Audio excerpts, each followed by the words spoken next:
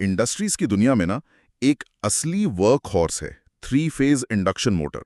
आप सोचिए, करीब 70 से 80% जो इंडस्ट्रियल मोटर्स हैं वो यही वाले होते हैं। मतलब लगभग हर जगह पावर यही दे रही है। तो आज हम इसी इंपॉर्टेंट मशीन को थोड़ा करीब से समझेंगे, ये काम कैसे करती है और ये इंडस्ट्रीज के लिए इतनी जरूरी क्यों है, इस पर बात करेंगे। बेसिकली मैग्नेट्स और करंट से चीजें घूम कैसे रही हैं। हाँ बिल्कुल। और इसका जो एकदम बेसिक प्रिंसिपल है वो है इलेक्ट्रोमैग्नेटिक इंडक्शन। बड़ा सिंपल सा कॉन्सेप्ट है। जब एक बदलता हुआ मैग्नेटिक फील्ड, मतलब एक चेंजिंग मैग्नेटिक फील्ड किसी कंडक्टर के पास से गुजरता है तो उसमें करंट पैदा हो जाता है, इंड्यूस हो जाता है। बस इसी चीज पर ये मोटर चलती है। ओके, तो ये प्रोसेस मोटर के अंदर कैसे होता है, मतलब स्टेप बाय स्टेप। देखिए, मोटर का एक हिस्सा है जो स्थिर रहता है, स्टेशनरी, उसे कहते हैं स्टेटर। जब हम इस स्टेटर को 3 फेज एसी सप्लाई देते हैं ना, तो एक तरह का मैजिक होता है। एक घूमने वाली मैग्नेटिक फील्ड, जिसे हम रोटेटिंग मैग्नेटिक फील्ड या आरएमएफ कहते हैं, वो बन जाती है। और ये आरएमएफ एक बिल्कुल कांस्टेंट स्पीड से घूमती है। उसको सिंक्रोनस स्पीड कहते हैं। राइट, एक तरह की इनविजिबल घूमने वाली मैग्नेटिक फोर्स फील्ड। हाँ। अच्छा, फिर ये आरएमएफ क्या करती है? तो ये आरएमएफ जो है वो मोटर का जो घूमने वाला पार्ट है यानी रोटर, उसके कंडक्टर्स के पास से गुजरती है। और जैसा हमने अभी कहा, इंडक्शन वाले प्रिंसिपल से रोटर के कंडक्टर्स में करंट इंड्यूस हो जाता है। ओके, तो रोटर में करंट आ गया, अब वो घूमता कैसे? मतलब सिर्फ करंट आने से तो नहीं घूमेगा ना? हाँ, सही पॉइंट है। यहाँ पर फिजिक्स का एक बड़ा फंडामेंटल लॉ काम करता है, लेंज़ेज़ लॉ। ये कहता है कि जो करंट रोटर में बना है ना, वो उस कारण को अपोज करेगा जिसने उसे बनाया है। कारण क्या था? रोटर और आरएमएफ के बीच का स्पीड डिफरेंस। तो इस डिफरेंस को कम करने के लिए रोटर उसी डायरेक्शन में घूमने लगता है जिस डायरेक्शन में आरएमएफ घूम रही है। बेसिकली उसको कैचअप करने की कोशिश करता है। अरे वाह, इंटरेस्टिंग। तो वो आरएमएफ का पीछा करता है, उसे चेस करता है, लेकिन मैंने सुना है वो कभी उसे पकड़ नहीं पाता। कोई स्लिप का कॉन्सेप्ट होता है शायद। एग्जैक्टली, बिल्कुल सही पकड़ा। अगर मान लीजिए रोटर बिल्कुल आरएमएफ की स्पीड पे पहुंच गया, तो दोनों के बीच में कोई रिलेटिव स्पीड नहीं बचेगी, है ना? कोई रिलेटिव मोशन नहीं। मतलब रोटर के कंडक्टर्स के लिए मैग्नेटिक फील्ड चेंज नहीं हो रही, तो करंट इंड्यूस होना बंद हो जाएगा। और अगर करंट नहीं तो फोर्स भी नहीं, मोटर तो रुक जाएगी। इसीलिए रोटर हमेशा आरएमएफ से थोड़ा सा धीरे, थोड़ा पीछे ही चलता है। ये जो स्पीड का फर्क है, इसी को स्लिप कहते हैं। और ये स्लिप होना मोटर चलने के लिए जरूरी है। Got it. तो स्लिप कोई कमी नहीं है, बल्कि ये जरूरी है इसके काम करने के लिए।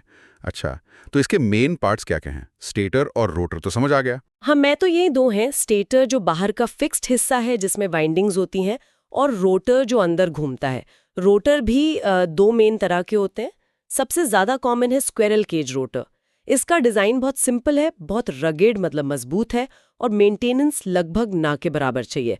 ज्यादातर मशीन्स में यही लगा होता है, इसीलिए इसको वर्कहॉर्स कहते हैं। अच्छा, और वो दूसरा वाला कौन सा था, वो कहाँ इस्तेमाल होता है? दूसरा होता है स्लिप रिंग रोटर। इसका स्ट्रक्चर थोड़ा सा कॉम्प्लेक्स होता है स्क्विरल केज वाली से। ये ज्यादातर वहां इस्तेमाल होता है जहां आपको स्टार्टिंग में बहुत ज्यादा ताकत, मतलब हाई स्टार्टिंग टॉर्क चाहिए, जैसे कुछ भारी क्रेन्स में होता है, या फिर जहां आपको मोटर की स्पीड को कंट्रोल करने की जरूरत पड़ती है। इनके अलावा शाफ्ट तो होती है जिस पे रोटर घूमता है, बेयरिंग्स होते हैं स्मूथ घूमने के लिए, कूलिंग फैन होता है मोटर को ठंडा रखने के लिए, और एंड कवर्स होते हैं सपोर्ट के लिए। Make sense. तो इसकी पॉपुलैरिटी का एक बड़ा रीजन ये सेल्फ स्टार्टिंग होना भी है, सही कहा ना? सिंगल फेज मोटर्स की तरह कुछ अलग से नहीं चाहिए होता। हाँ, बिल्कुल सही। 3 फेज सप्लाई आप जैसे ही कनेक्ट करते हैं, आरएमएफ अपने आप बनती है और मोटर खुद ही स्टार्ट हो जाती है। प्लस इसका डिजाइन, खासकर वो स्क्विरल केज वाला, इतना सिंपल और रगिड है कि इसमें चीजें खराब होने का चांस बहुत कम रहता है। जैसे डीसी मोटर्स में ब्रशेस होते हैं जो घिस जाते हैं, वैसा इसमें कुछ नहीं है। इसीलिए ये बहुत रिलायबल है, भरोसेमंद है, और हैवी लोड्स के लिए काफी एफिशिएंट भी है। कॉस्ट इफेक्टिव तो है ही। और रियल वर्ल्ड में तो ये हर जगह दिखती है, मतलब लिफ्ट से लेकर बड़ी फैक्ट्रीज तक। अरे हाँ, सोचे ना, हम जो एलिवेटर्स यूज करते हैं, जो बड़ी बड़ी क्रेन्स भारी सामान उठाती हैं, फैक्ट्रीज में कन्वेयर बेल्ट्स चलते हैं, इंडस्ट्रीज में बड़े वाटर पंप्स, कोल्ड स्टोरेज के कंप्रेसर्स, वर्कशॉप्स में जो लेथ मशीन्स होती हैं, इन सब के पीछे ज्यादातर ये 3 फेज इंडक्शन मोटर ही पावर दे रही होती है। सच में ये इंडस्ट्रीज की रीढ़ की हड्डी है, बैकबोन है। हाँ, वाइड स्प्रेड यूज है, बिल्कुल। लेकिन एक छोटी सी शायद लिमिटेशन भी है। हाँ, कह सकते हैं। एक प्रैक्टिकल लिमिटेशन है। इसे चलाने के लिए 3 फेज पावर सप्लाई चाहिए होती है, और ये सप्लाई आमतौर पर घरों में नहीं मिलती। ये ज्यादातर इंडस्ट्रियल एरियाज में या कमर्शियल कनेक्शंस में ही अवेलेबल होती है। तो हमने समझा कि ये 3 फेज इंडक्शन मोटर डिजाइन में सिंपल है पर परफॉर्मेंस में पावरफुल, रगड है, सेल्फ स्टार्टिंग है, रिलायबल है, आरएमएफ और इंडक्शन के प्रिंसिपल पर चलती है और इंडस्ट्रीज के लिए वाकई बहुत इंपॉर्टेंट है। सही कहा। और ये सब हमें एक इंटरेस्टिंग पॉइंट पर लाता है सोचने के लिए कि ये मोटर्स इतने ज़रूरी हैं, इतने काम के हैं, पर 3 फेज पावर पर डिपेंडेंट हैं।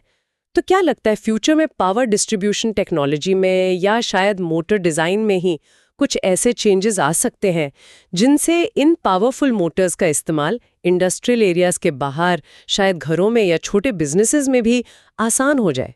कोई नए तरह के डिज़ाइंस या डिस्ट्रीब्यूशन के तरीके, सोचने वाली बात है ये। अगर आपको ये वीडियो पसंद आई हो तो लाइक करो, शेयर करो और सब्सक्राइब करना मत भूलना दी न्यूट्रॉन चैनल को। यहाँ आपको मिलेगा और भी धमाकेदार कंटेंट। जल्दी मिलते हैं नेक्स्ट वीडियो में।